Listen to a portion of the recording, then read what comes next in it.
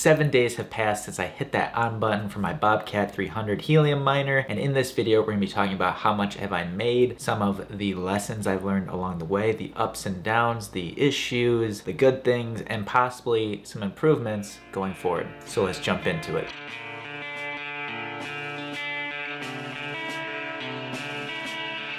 Let's just give the people what they want right away. You want to know how much I've earned since this thing's been online, and the answer is 0.85 Helium. I went ahead and broke it down into an even more granular level so you guys can see exactly where the Helium is being made and the day-by-day breakdown. So I purchased the Bobcat miner with all the fees and shipping costs as well as taxes for $526. Now I also bought an Ethernet cable, which was around $20, so total upfront costs right now is $546. Helium has been exploding in price, which obviously helps us with our profitability, and it's currently sitting at 24. Now, the cost of helium or the price of helium fluctuates a decent amount, so it's hard to say if 24 will be consistent, if it'll drop back down, or if it just continues to explode higher. Obviously, I want it to explode higher. Down here, I charted the day-by-day results, and we can see that the average daily amount is around 0.12 helium. So if we project that out for a monthly amount, that'd be 3.6, and at current prices, that'd be $86.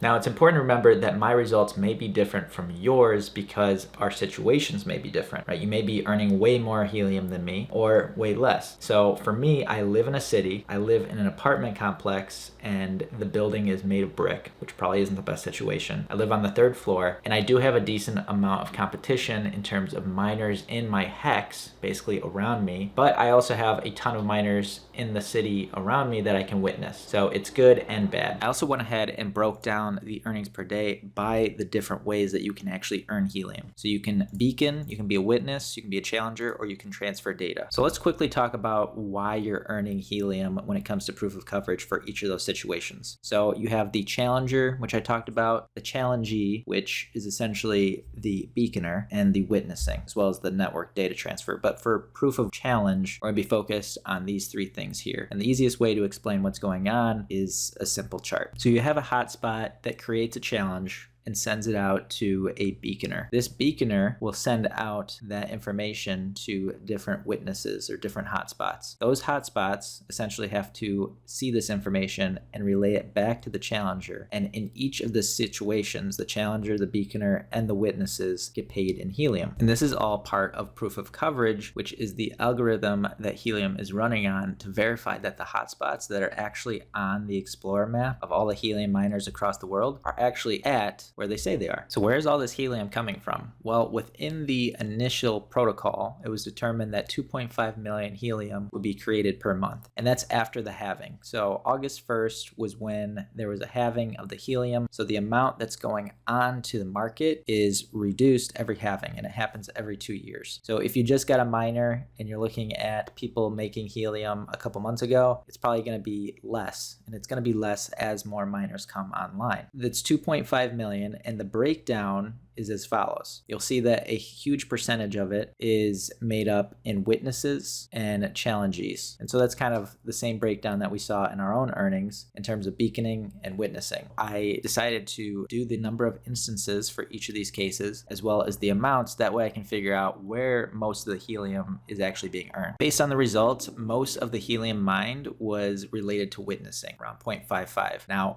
that also correlates with the number of instances. So when it comes to rewards, most of the rewards are coming from that witnessing activity. Also, if we look at the amount per instance, what's interesting is I actually make more helium when I beacon versus witnessing, but the number of instances for witnessing outweighs the beaconing. Really, it comes down to two things: the amount of times I can beacon, as well as the number of witnesses I can get per day. I also went ahead and tried to figure out how to determine my ROI over a year, also what my break-even month would be based on those 7 days of actual results. What I'm looking at the current production as well as a price of 24, it'd be about 187% yearly ROI, which you may hear people making 1 helium, 2 helium a day. At my 0.12, it's still a good ROI versus something like the S&P 500. And even if I change the production factor to lower, because as more miners come on the network, the helium may be distributed more to other people, and so the amount of earnings actually may go down down over time. And let's also say the helium price also went back to 14. In that situation, it would still be 100% ROI, and the break even of making the money back on the miner would be 12 months. So it really depends on the pricing, the production factor, but in a situation we're talking about reduced production as well as reduced pricing, we still make decent ROI. Now let's talk about some of the fun stuff, which is all the issues I've had, because it hasn't been all rainbows and butterflies. The first is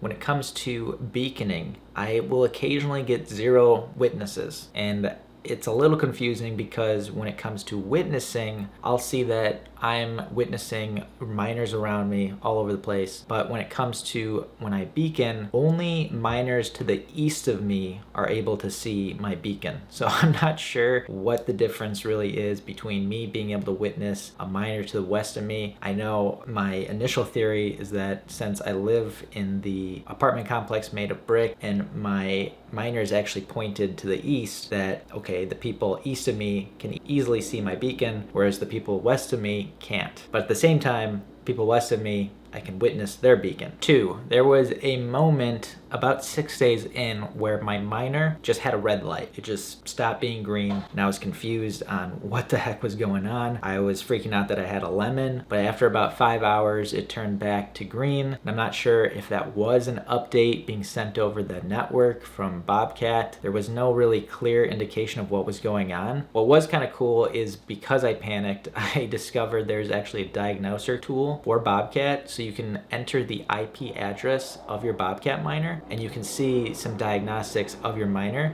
to check temperature, when's the last update, the status of your miner. It's kind of cool, and I didn't realize that existed until I had that issue. Another issue we had initially was seeing that relayed status for our miner, but we figured that out. If you haven't watched my video about fixing that, you just have to switch on port forwarding, and that should take care of itself after a little bit of time for the app to update. Now, if we want to be optimistic, there's actually some upside as well, because the price of helium could keep on going up with the halving, and also more and more people realizing that the project exists and getting excited, and the price could continue to go up. Also, we could figure out how to improve our setup on maybe changing the antenna or the placement in order to increase that production. So going from 0.1 to maybe 0.2 per day, who knows? Currently my setup is the miner is right next to the window. Now the problem is my building is entirely made of brick, which I feel like it may be interacting with my signal and may have an impact on my actual earnings. And I have the antenna